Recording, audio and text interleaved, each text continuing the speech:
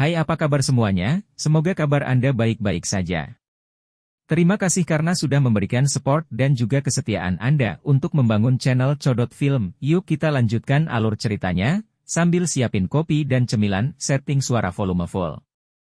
Gasken. Meninggalkan Pulau Naga. Xiao Yan menemukan bahwa atmosfer Pulau Naga kuno telah berubah saat dia kembali. Ada juga aura yang jauh lebih tersembunyi di pulau itu. Penemuan semacam ini menyebabkan hati Xiao Yan merasa sedikit terpesona. Aura kuat ini kemungkinan besar adalah sesepuh dari suku Naga Void kuno yang telah berlatih di alam kosong. Kaisar Naga muncul sekali lagi.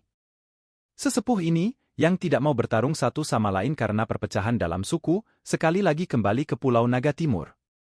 Xiao Yan diam-diam bergumam di dalam hatinya. Tentu saja, dia juga mengerti bahwa jalan ini pasti tidak akan mudah. Xiao Yan telah mendengarkan He King ketika dia menyebutkan beberapa informasi yang berhubungan dengan 3 pulau naga besar lainnya. Pulau Naga Timur digolongkan sebagai yang terlemah dari 4 dengan kekuatannya saat itu. Dari sini, orang bisa membayangkan betapa kuatnya apa yang disebut 3 Raja Naga Besar itu. Meskipun 3 orang besar ini memiliki garis keturunan bangsawan, mereka tidak murni atau sekaya garis keturunan Xian. Namun, mengingat ambisi liar mereka pasti tidak akan membiarkan Xian menyelesaikan penyatuan. Jika itu terjadi, posisi mereka akan sangat menurun, dan sekali lagi akan ada orang di atas kepala mereka untuk memerintah mereka. Ini adalah sesuatu yang akan sulit diterima oleh ketiga Raja Naga setelah mereka terbiasa mengeluarkan perintah mereka sendiri. Teman kecil Xiao Yan, kamu akhirnya kembali. Kolam petir alam kosong terlalu berbahaya. Saya takut beberapa kecelakaan mungkin terjadi pada Anda di sana. Elder Julie muncul di depan Xiao Yan dan He King segera setelah mereka berdua memasuki Pulau Naga Timur. Dia tersenyum pada Xiao Yan saat dia berbicara. Terima kasih atas perhatian Anda, Penatua Julie. Xiao Yan tersenyum.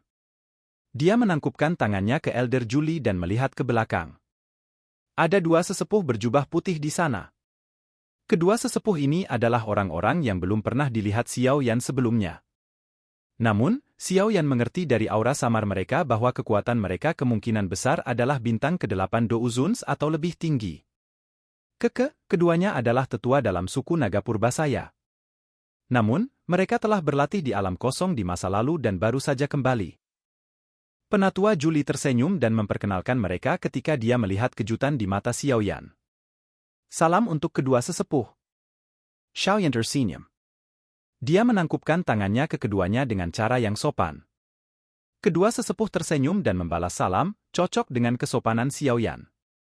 Penatua Julie telah memberitahu mereka tentang hubungan antara Xiao Yan di depan mereka dan Kaisar Naga yang agung. Tentu, mereka tidak akan merendahkannya. Tuan Muda Xiao Yan. Teriakan gembira dikirim dari bawah sementara Xiao Yan sedang mengobrol dengan kelompok Penatua Julie. Segera, sosok hijau melintas dan berdiri dengan cantik di depannya. Qinglin. Xiao Yan kaget saat melihat gadis cantik ini muncul di hadapannya. Dia dengan gembira bertanya, Anda telah keluar dari retret Anda? Ayah. Itu semua berkat aura naga di dalam makam naga kuno. Selain itu, beberapa tetua naga kuno membantu saya. Baru setelah itu jiwa ular surgawi berkepala 9 dimurnikan. Qinglin tersenyum manis. Ular surgawi berkepala 9 dalam tubuh Qinglin belum sepenuhnya disempurnakan. Namun, itu tidak akan bisa berbuat banyak setelah ini dan cepat atau lambat akan berasimilasi oleh Qinglin. Penatua Julie tertawa. Mata Xiao Yan menyapu tubuh Qinglin. Alisnya segera terangkat karena dia telah menemukan bahwa Qinglin saat ini sedikit lebih kuat darinya. Bintang 6 Douzun? Qinglin menggenggak. Dia tanpa sadar tertawa dengan suara yang indah saat melihat wajah Xiao Yan yang agak tidak berdaya. Tidak perlu depresi. Murid bunga ular 3 giok hijau adalah murid misterius teratas di dunia. Dia mungkin satu-satunya di seluruh benua yang memilikinya. Selain itu, kemungkinan hanya 1 jiwa ular surgawi berkepala 9 yang tersisa di dunia. Jika salah satu dari 2 hal ini hilang, tidak mungkin kekuatan Qinglin melonjak, terlebih lagi, dia hanya akan mendapatkan kesempatan seperti itu sekali. Penatua Julie membelai janggutnya saat dia berbicara. Xiao Yan tertawa getir dan mengangguk. Dia secara alami mengerti bahwa peningkatan kekuatan seperti itu akan membutuhkan banyak kondisi yang sangat keras. Namun, melihat kekuatan gadis ini melonjak hampir 5 bintang akan membuat hati siapapun merasa sedikit tidak seimbang. Dengan kekuatan bintang 6 King Lin saat ini bersama dengan kekuatan murid bunga ular 3 giok hijau, kemungkinan dia bahkan bisa bertarung dengan bintang 7 Do Uzun. Selain itu, kemampuan penyegelan ular dari murid bunga ular 3 giok hijau pasti telah diperkuat.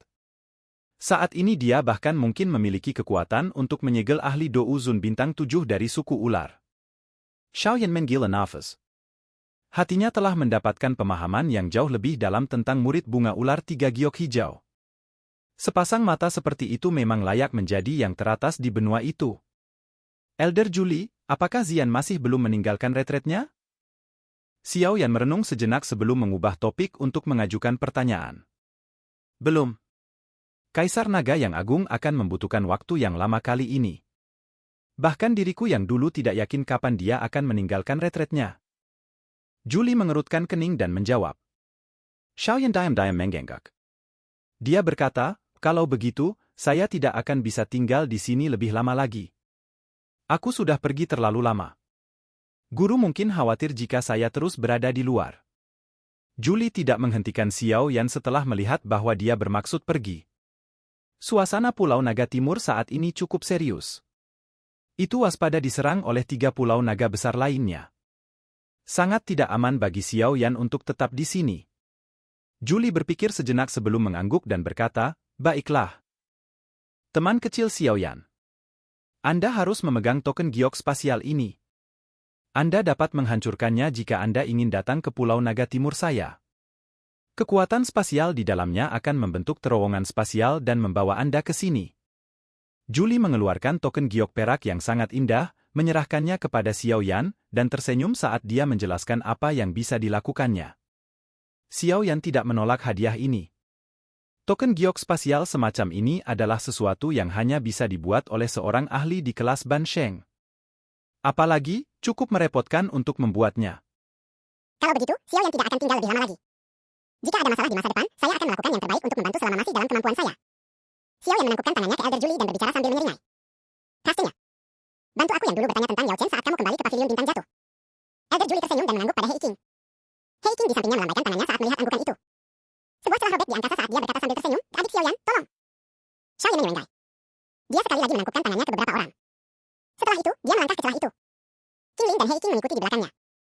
Retakan spasial perlahan menghilang setelah mereka bertiga memasukinya. Ada beberapa raungan magical beast yang bergema di atas pegunungan hijau subur. Garis retak tiba-tiba muncul di angkasa di tengah raungan yang menyebar ini. Segera, 3 sosok manusia perlahan keluar.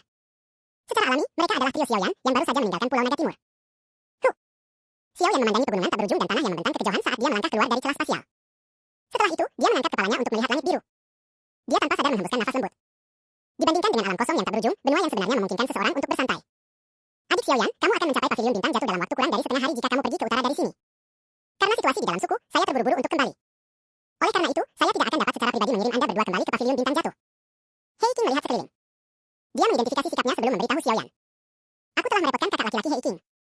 Xiaoyan tersenyum, menangkupkan tangannya ke Hei King, dan berterima kasih padanya. Setelah masalah besar dengan suku naga kuno stabil, aku akan bisa keluar secara acak sesukaku. Pada saat itu, saya akan membantu Anda menghabisi anggota Hall of Souls jika saya bertemu mereka.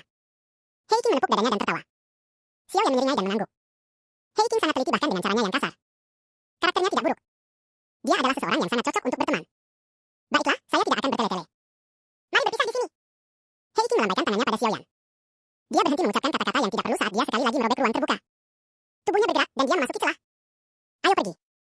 Xiaoyan tersenyum setelah melihat Hei King pergi. Dia berbalik dan terbang ke utara. King Lin mengikuti dari belakang.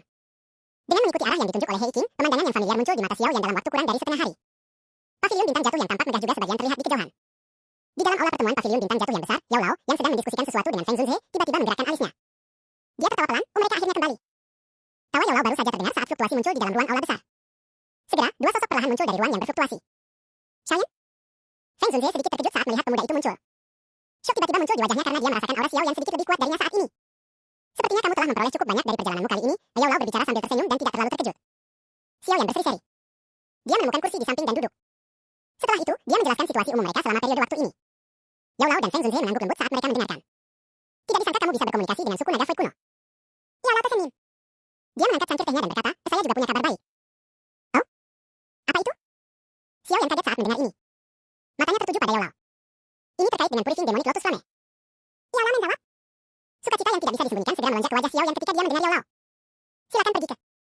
Oke guys, jangan lupa like, comment, share, and subscribe di channel Codot Film. See you next video. Peace out and bye-bye.